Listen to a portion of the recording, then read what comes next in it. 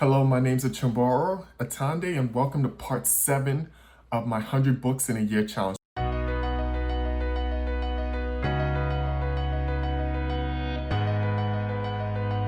There are tons of great books in here, well, 5 to be exact, but I'm going to review 2 which I think are imperative that you read, especially if you're interested in marketing, advertising, you run a business. Alchemy, I'm going to go through some of the top things for Alchemy. And then the other one, it's going to be a secret, so if you keep watching, you'll find out. If this is your first time watching my channel, you know that I do these types of book reviews. Every 5 books I read, I'll review the best 2 and give some tips. So if you're trying to do something similar, you know what books to read for yourself.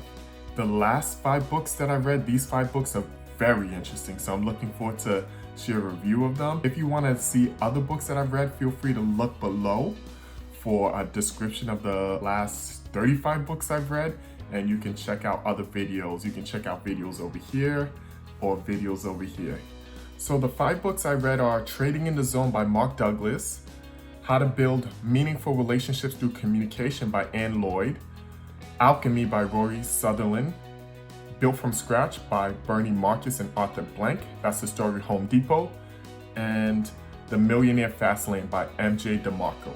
My favorite 2 books were Alchemy and Trading in the Zone. Let's start off with Alchemy. So Alchemy, it's about standing out and finding out what makes people really act. So with that said, let me jump into this. One, I loved his illustrations. I loved his illustrations from bees to airlines, all the different stories he told in there. I'm not going to spoil it too much. I'm going to give a review, but I'm not going to spoil it too much. And my overall thoughts on this book is it's great for both marketers and also those people who run a business. You're not really into marketing, but I think you need to read it as well so you can understand when your marketing department's coming to you, or you may come up with an amazing marketing plan yourself just by being inspired by this and really thinking through what makes people like ourselves really want to buy products or services. And I think any business owner or somebody who wants to sell something, produce something, whatever, that's a great skill to learn. So this book was written by an advertising legend, Rory. Rory is an advertising legend. There are a lot of gems in the book. That's how I really determine whether I like a book or not, is by how many gems that I can take out of it, in addition to some other topics, but that's really one thing I look at. Here are 2 of the gems that I took. Changing the small things can have the biggest of impacts. So sometimes it may seem like something so minuscule, why change it? But sometimes just changing the font, changing the order, changing one word can have tremendous impact, because we're irrational. We are irrational creatures, humans. We try to pretend we're logical and things like that. But marketing brings that on. We are very irrational. So sometimes the smallest, most irrational thing you think about removing is the most important thing, and it can create orders of magnitudes in terms of sales or recognition or awareness. The other gem, the average customer does not exist, okay? The average customer does not exist. So whatever profile you're trying to make up, oh, this is representative of everybody that I'm targeting for, that does not exist. Or if you're going after that, you're really not going to hit any mark, right? You're putting an average. So it's better to go after the extremes. It is better to go after the extremes, because what happens when you go after the extreme and you build your service, your product, your messaging to cater to them, when you go after the extremes and you build your product, your service, your messaging to cater to them, they really get it. They really want to interact with. Very few people like to talk to the extremes, right?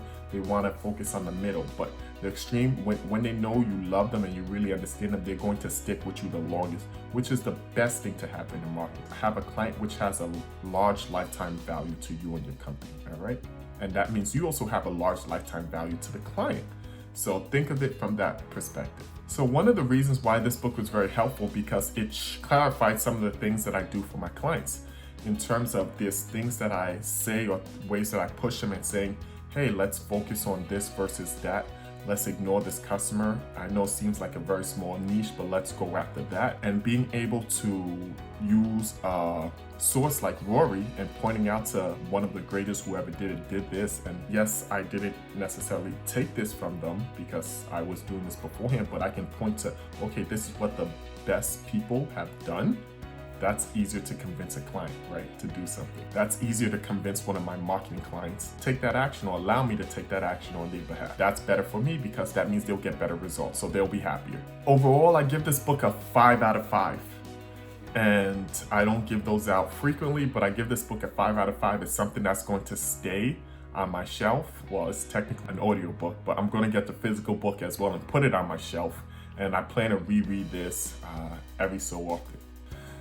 Now, the second book I truly enjoyed is called Market Wizards. It's a collection of interviews of great traders. And I've been doing a bit more financial trading. I've been doing some investment, but I've been doing a bit more financial trading, and I want to get better at that. And so in doing that, I think one of the things that I've done with my marketing company and what has allowed me to be able to get the results I get from my clients is I study other business owners, right? I study other businesses. I study other marketing companies, right? And I learn from what they did. I learn from what they do. And I take the best strategies along with my own things that I've created to create amazing solutions for my clients. And in doing that I wanted to read something that would help me with that. So I really enjoyed this book because instead of having to read a few different biographies or autobiographies, I'm able to see their stories in like one place. And I really enjoyed that. And it touched upon, as I said, one of the big things is gems. It touched upon a couple of gems which hurt. It hurt, but it's true. So it's better to have that worked on, and that's what books will do. They're like mentors. They'll tell you these are your problems. And one of the biggest things, my biggest problem is pride in trading. Pride. I'm like, I'm right. The market's wrong. I'm right. And I want to stay in my trade. And I'll lose some money because of that when I could have gotten out, taken a small loss, but it turns into a big loss because I did it. I wanted to be stubborn because I felt that the market is right. And the market will always have more money than you. So you can't wait. Nobody can wait out the market. And so learning that and realizing that I have to work on my pride and go into every trade knowing that I could possibly be wrong and being able to readjust my framework from that. Because at the end of the day, it's not about me being proved right. It's about me winning financially, right? So I want to be successful financially. So I need to learn that. Now, along with pride, play great defense. So one of my biggest other problems is I don't play great defense. I'm very offensive minded. I see something, I go in big, I want to take that down. And learning about being methodical, learning about capital preservation. I already knew this from like Warren Buffett's, but sometimes you need to learn some things over and over and over again for it to really stick in your head, especially when you're practicing it, right? And I think the third thing, and that's something that everybody should really know, is sometimes becoming a great trader doesn't mean you have a great start, right? There are plenty of great traders who started off pretty terribly their first year, second year, however it goes, but they learn from those mistakes and they're able to change their habits, change their mindsets, learn and become a better trader. So I think that's super important that you can take from that and go. The bonus review that I'm going to do is how to build meaningful relationships. Wow. That book was so important to me because we have businesses, we do things, but life is about relationships. So this book challenged me in some ways in terms of my communicating, and I thought I had worked a lot on my communicating, but it showed kind of the holes that I have. And being an active listener is something that we all need to work on, and understanding different people's way of communication, right? Communication is not just about how you communicate best. It's really about how you receive and send messages to other people. So I felt this book went through several frameworks of how to have better communications, and I already saw it pay dividends because during this book, and some of you know I'll go into my life, during this book I was actually in an argument with somebody very close to me. I had felt they weren't doing certain things that were correct, and they felt the same way about me. And it was hard for us to get over that bridge. We both had our viewpoint, and it was hard for us to get over that bridge.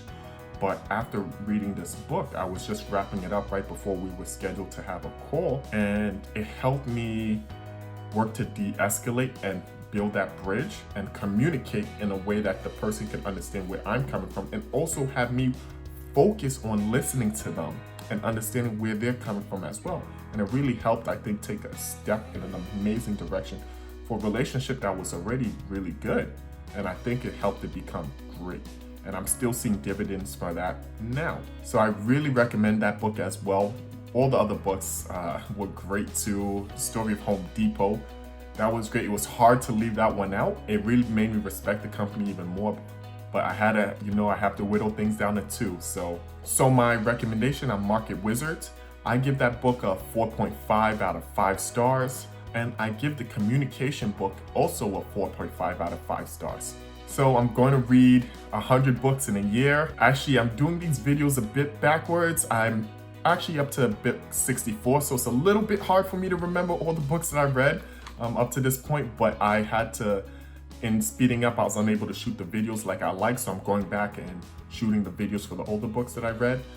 So please accompany me on this journey. Did you like any of the books? Please comment your thoughts below, along with any book recommendations you have for me, which may be featured in future videos. While you have the time, it will also be greatly appreciated if you like, subscribe, and share this video. Also, please hit the bell icon so you never miss a video. And please join in the challenge. I love it. I've had a bunch of friends who joined in the challenge. You can shoot for 100, you can shoot for 50, you can shoot for 75, you can shoot for 12. Whatever you're doing, as long as you're moving towards your goal and getting better, I'm for it and I'm here to support you. My social media pages are also below, so you can follow me on Instagram, connect with me on LinkedIn. If you want to watch previous book reviews I did, you can click here. And if you want to see other business tips that I've given, you can click here. See you on the next video.